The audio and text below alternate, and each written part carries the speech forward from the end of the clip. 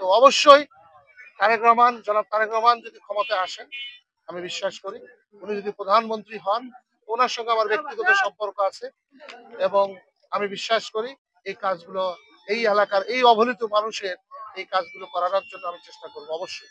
আপনি না, একটু অচিরেই উনি আছে দেশে ফিরবেন, অবশ্যই অচিরেই দেশে ফিরবেন, অচিরেই। অলরেডি নির্বাচনের ডেট ঘোষণা হয়েছে, তার আগেই উনি অচিরেই দেশে ফিরবেন। তো ইয়েস, আমি ওনার ব্যক্তিগত আইনজীবী, আজ থেকে না দীর্ঘদিন ধরে, আজ লাস্ট 15 ইয়ার্স এর উপরে, 16 ইয়ার্স অলমোস্ট আমি ওনার পার্সোনাল লয়ার। তো জিয়া পরিবার, নট অনলি টু ইনি। এখন তো সারা দেশের মানুষ কিন্তু ওইদিকে তাকিয়ে আছে যে না, অবশ্যই আমি শুনেন, আপনি যেটা বলছেন একটা ফিক্সড ডেট বলা খুবই ডিফিকাল্ট। আপনি আমার কাছে কি জানতে চাচ্ছেন? এটা এই ডেটটা কে বলে? আজকে আমি বললাম আজকে। উনি আসলেন কালকে। উনি তো একটা মহান নেতা। এটাকে ফিক্সড ডেট আগের দিন পর্যন্ত বলা যায় না।